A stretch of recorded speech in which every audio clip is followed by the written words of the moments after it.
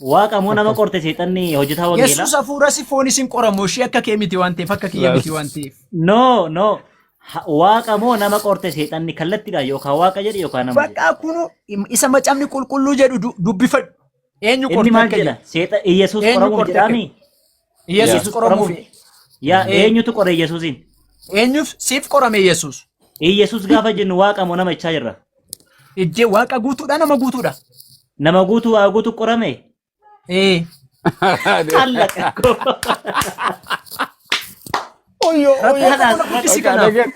Maaf siif qorame isa jedhuuf sittan hima. Yesuus nama guutuudha jenneerra. Peenxeen boru sin dhiiftu waraabamte addunyaa irratti jaldeessi sin dhiisu boru. Waraabii gadhiisi. Ani sittan hima. Nam beeka akka waraabuudhaaf akka gaaffii kana gaafachaa jirtu. Gaaffii qabdee tokkitti akka itti gaafattu kanuma akka gadhiistu nan barbaanne beeka. bakka asii galte Ani sitti addunyaa hime. irratti saaxilamte kana hin jenne jedhi boru waldaa dhaqee ani hin jenne Nan saaxilame otoo hin naan dogo taane yaa gooftaa. isa yaada keessan haguugee sin saaxile. Amma waan Inni yaada biraa- keessan haguuge maal? Okay waan jedhu. Dhugaa hafuura Waan qulqulluu jedhu dhugaa waan dubbii sagalee deebiste Waaqayyoo baga qorame waan Yesuus. sammuu keessaniif waan hin Baga qore. himne. Seexaanni ani seexaana Eh. waaqessaa malee waaqayyo Yesuus nama guutuudha. Dhaggeeffadhu kaa. Yeroo sana yeroo qoramu.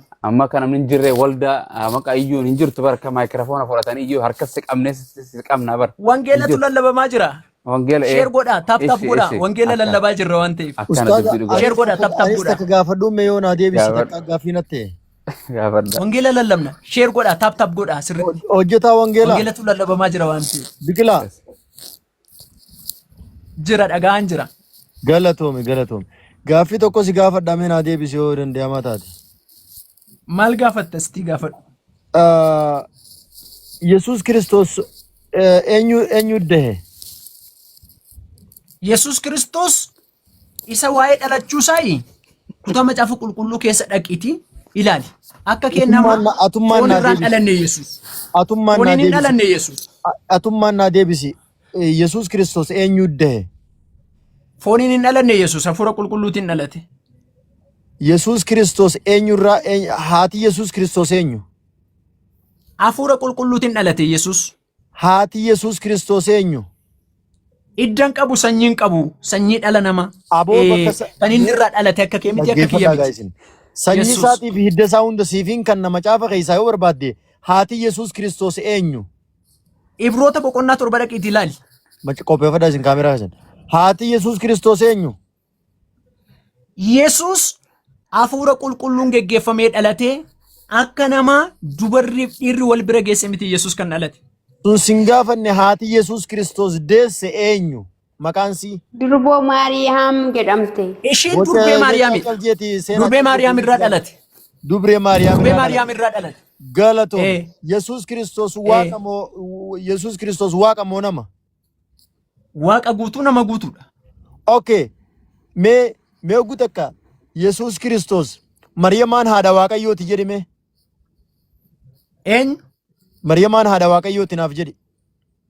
Jee kuni shakkii maal qaba gaaffii maal qaba namummaadhaan hoggaa sana hafuura Okay. qulqulluudhaan Qoy- macaafa qoy- qulqulluu qoy- waan qoy- dubbatu sittan dubbadha. Okay, rakkoo Dhaggeeffadhu. qabu. Maryamaan haadha Waaqayyooti jedhe ayyee. Yesus Kiristoosin kan deesse durbittii qulqullooftuu Maariyaamidha. Akkamitti akka ishiin deesses macaafa qulqulluutu dubbata. Okay, Kuni waan macaafarra jiru? Dhagee. Naan. Dhagee biqilaa hin jarjarin. Maryamaan Yesuus Kiristoos deessee miti. Yesuus Kiristoos waaqaa miti. Maryamaan haadha Waaqayyooti jedhime Akkamittiin ayyee. deesse? Akkamittiin deesse? Amma waa'ee Maariyaam haadha Waaqayyoo jedhimeeti. Akkamittiin deesse Yesuus Maariyaam? Sandiis. Maryamaan haadha Waaqayyooti Maafan jedhime. dhiisa? Maafan dhiisaa? Qoy sanitti deemna. Hin jedhu. Maryamaan haadha Waaqayyooti jedhime. Maaliif? Macaafni hin jedha waan ta'eef. Macaafni iyyuu hin jedha. Ati jedhi Maryamaan Yesuus deesse jette. Okay, deesse. Yesuus waaqa jette. Macaafni hin Waaqa jedha. jette. Dhaga'i. Yesuus waaqa jette. Okay. Maryamaan haadha Waaqayyooti jedhi. Maal na amansiisaa jirtamoo? Shaada Jechuun dhaqabsiisaa ka- jirtamoo? Yoo dhugumaan Maryamaan Yesuus dahuu na amante. Yesuus waaqa jettee miti. Maryamaan haadha Waaqayyooti jedhi. Maafan jedhaa macaafni qulqulluyyuu hin jedha ati dubbisi. Mee jedhate afaan keetiin. Maal ati hin jettu atuu jechaa jirta macaafi qulqulluu isa jedhu jechaa jirta. Maal Oh, shaadaan okay. qabadha miti gaaffii na gaafatte malee. Okay, macaafatti namantuu jecha. Shaadaan qabadha miti yookaan na amansiista miti dhugaa baatu Gaaffidha miti? jedhime. dhugaa ba'i. Macaafatu jedha. Yesuus Jedhee waan durbee macaafa jedhe qulqullooftuu san Maariyaam irraa akka dhalate macaafatu jedha. Macaafatu jedha. Waan macaafni jedhu ati maaf hin jettu? Okay. Maryamaan haadha Waaqayyooti jedhiga. Macaafni qulqulluu Yesuus akka irraa dhalate lafa nuukaa obboleessa baash hayriidha moo ashiriidha? Rakkoon qabu ta maqaa kiyyaatti dhiisi ta maqaa kiyyaa yoom nu dhibee miti. Ta garaa malee ta maqaa nu dhibee dhaggeeffadhu asitti immoo waniin siin jiru. Qooy an kanamma Yesuus Kiristoos haadha qabaachuusaa haadha qaba Maryamaa dhihee jette. Okay Yesuus Kiristoos Waaqa jette.